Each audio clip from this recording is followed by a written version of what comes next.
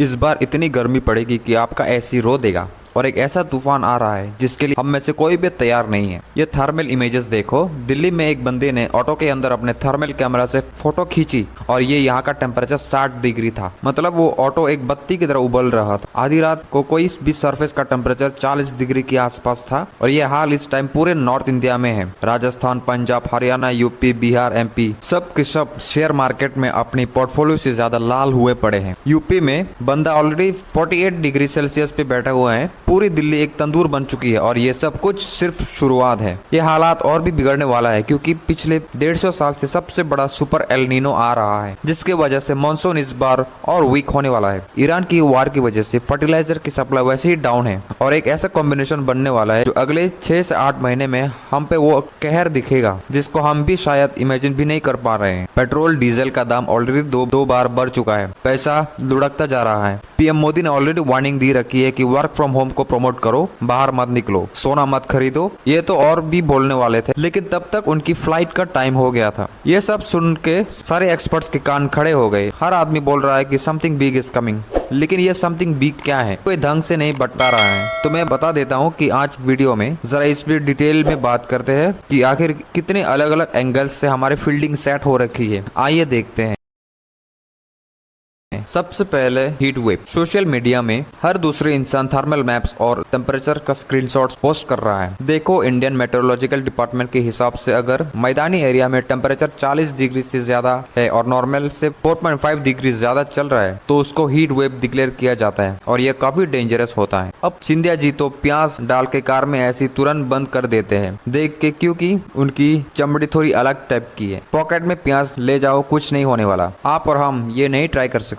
Heat wave में जान चली जाती है लोगों की। पॉकेट में प्याज ले जाओ, कुछ नहीं होने वाला। तुम मेरा जितना पसीना टपकता है उतना ज्यादा मजा मुझे, और ना मेरी गाड़ी में एयर कंडीशन चलती, ना एसी के वातावरण में मैं बैठता हूँ। अब जरा इस लिस्ट को देखो। नॉर्थ इंडिया में 27 ऐसी जगह है जहाँ पिछले कुछ दिनों से टेम्परेचर 45 डिग्री के ऊपर चला गया है और ये तो बस शुरुआत है। मैं ऐसा इसलिए बोल रहा हूँ क्योंकि इस साल आने वाला है super El Nino. El Nino basically Pacific ocean में होने वाला एक क्लाइमेट पैटर्न है जिसमें इक्वेटर के आसपास ईस्टर्न और सेंट्रल पैसिफिक का पानी नॉर्मलाइज से ज्यादा गर्म हो जाती है और इसका असर पूरी दुनिया की वेदर पे पड़ता है। लेकिन एल नीनो अपने आप में कोई रेयर इवेंट नहीं है, ये अक्सर होता रहता है। लेकिन इस बार जो एल नीनो है वो पोकेमोन की तरह इवॉल्व होकर सुपर एल नीनो बन गया, यानी पैसिफिक ओशन का टेम्परेचर एवरेज से बहुत ज्यादा ऊपर चला गया। लास्ट टाइम ये 1877 में हुआ था और उस टाइम इंडिया और चाइना में लाखों लोग मारे गए थे और इस बार भी ऐसा हो सकता है। यूरोप में ऑलरेडी हीट डोम बनना शुरू हो गया है। हीट डोम मतलब जब एटमॉस्फेयर में जो हाई प्रेशर होता है वो किसी जगह के ऊपर ढक्कन की तरह बैठा जाता है और गर्म हवा को नीचे फंसा के रख देता है और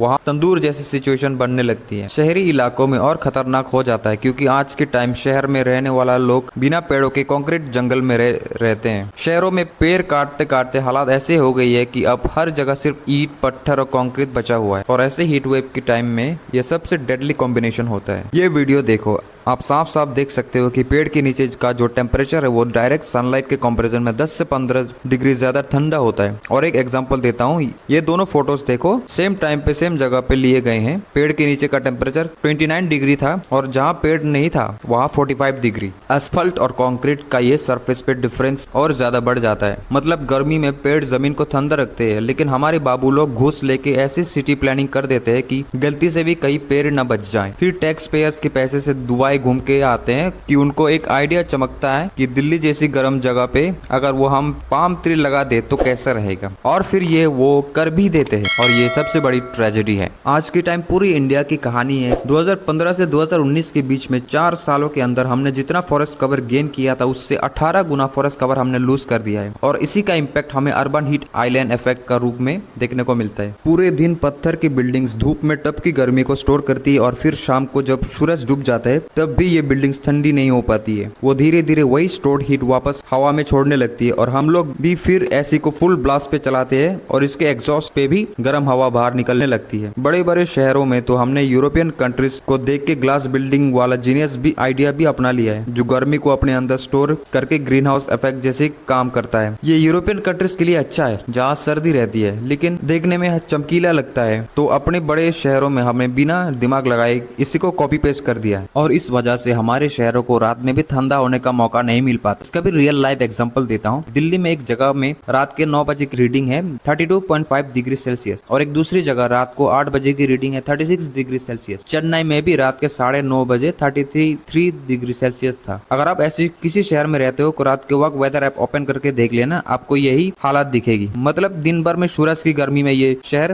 तपते रहते हैं और रात में ठंडा भी नहीं हो पाते हैं। इसका डायरेक्ट रिजल्ट होता है कि हमारी बॉडी को कूल डाउन होने का भी मौका नहीं मिल पाता। कि सबसे ज्यादा कीमत चुकाते हैं वो लोग जिनके पास एसी या कूलर खरीदने के पैसे नहीं है। झुग्गियों में जो रहते हैं, टीन के छतों के नीचे रहते हैं, जो लेबरर्स है, कंस्ट्रक्शन साइट पे काम करते हैं, गार्ड्स है, डिलीवरी वर्कर्स है, स्ट्रीट वेंडर्स है, वो सारे लोग इसकी कीमत चुकाते हैं। लातूर में 8 महीने के बच्ची का जान इसलिए चली गई क्योंकि वो 3 वाले कमरे के नीचे सो रही थी। अब कुछ लोग सोच रहे होंगे कि ठीक है, सुपर एल नीनो आ जाएगा, गर्मी थोड़ी बढ़ जाएगी, लेकिन उसके बाद मानसून आएगा, सब ठंडा हो जाएगा। लेकिन मुझे डर इस बात का है कि इस बार ऐसा शायद ना हो पाए। जैसे कि मैंने बताया, एल नीनो कोई एक्सट्रीम रेयर इवेंट नहीं है, हर 3 से 7 साल में आता रहता है और हम झेल भी लेते हैं। लेकिन इस बार प्रॉब्लम यह है कि एल नीनो हमारे मानसून के साथ कोलाइड कर रहा है और जब पैसिफिक ओशन गर्म होता है तो इंडियन मानसून कमजोर पड़ने लगता है। मौसम डिपार्टमेंट ये बता रहा है कि इस बार बारिश नॉर्मल से कम रहने वाली है। अब इंडिया को अपना 70 से 90% रेनफॉल इसी टाइम मिलता है और इंडिया के 60% किसान खरीफ क्रॉप के लिए बारिश पे डिपेंड करते हैं। चावल, दाल, टीन, सोयाबीन, कॉटन सबकी खेत इसी टाइम पे हो जाती है और अगर ये फसल बर्बाद हुई तो फूड इन्फ्लेशन गजब तरीके से आएगा। डेली वेजिटेबल्स लेकर फ्रूट, दाल, चावल, आटा, हर चीज का दाम बढ़ेंगे और ये सिर्फ 2 महीने का इशू नहीं है। खरीफ की फसल बर्बाद होती है तो इसका असर आपको अगले साल तक भी देखने को मिलेगा। और जैसे कि इतना सब कुछ ऑलरेडी कम था, एक और तरफ से हमारी फील्डिंग सेट हो रखी है कि और वो है हमारे सप्लाई चेन का इशू। पेट्रोल और डीजल का दाम तो धीरे धीरे ऊपर चढ़ रही है। एक हफ्ते के अंदर 2 बार ऑलरेडी बढ़ चुकी है और आगे भी बढ़ेंगे, इस बात की मैं आपको गारंटी देता हूँ। फर्टिलाइजर्स कमी, हमारी लगभग पूरी खेती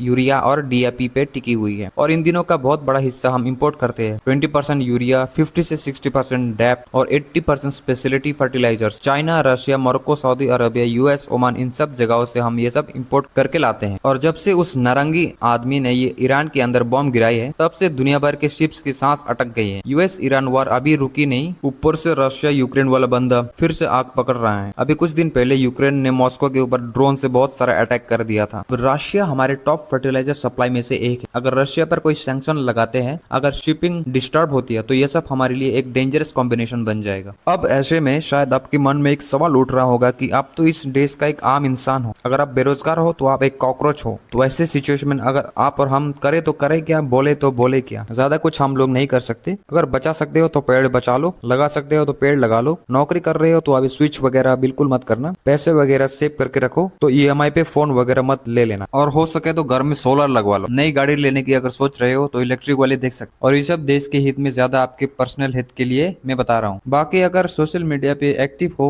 तो थोड़ा सिटी प्लानिंग के ऊपर बात करनी बहुत जरूरी है। हमारे शहर के एकदम घटिया तरीके से डिजाइन हो रहे हैं और इसमें मैं एक डेडिकेटेड वीडियो बहुत जल्दी लेके आऊंगा। वैसे मुझे उम्मीद तो बहुत कम है, लेकिन क्या पता हमारी बात करने से बहुत बाबुओं को थोड़ी सी शर्म आ जाए। और ये सब कोई रॉकेट साइंस वाली बात नहीं है। सिंगापुर ने किया है, वियतनाम ने किया है, यहाँ तक कि हमारे यहाँ भी कुछ छोटे छोटे शहर जैसे मैसूर और चंडीगढ़ के कुछ पार्ट्स में कितनी ज्यादा ग्रीनरी देखने को मिलती है। इसके अलावा पर्सनल लेवल पे जेब में प्यास मत रखना, थोड़ा हाइड्रेशन पे ध्यान देना। आपके घर में अगर हाउस हेल्प आती है तो उसको फ्रिज से बर्फ ले जाने दो। डिलीवरी वाले अगर आते हैं तो उसको पानी पूछ लो। बिल्डिंग में अगर गार्ड्स हैं तो देख लो कि भैया जहाँ बैठे हैं वहाँ छाया का प्रबंध है कि नहीं। बैल्कनी है अगर तो वहाँ पर चिड़िया के लिए पानी रख दो। सिंपल चीजें हैं, लेकिन बात क्या है ना, जब घर और गाड़ी में ऐसी 18 पे चलती हो तो ये चीजें अक्सर याद नहीं रहती। तो थोड़ा इसका ध्यान रखो। अगर ये वाला वीडियो आपको अच्छा लगा तो अगला वीडियो आपको और अच्छा लगेगा।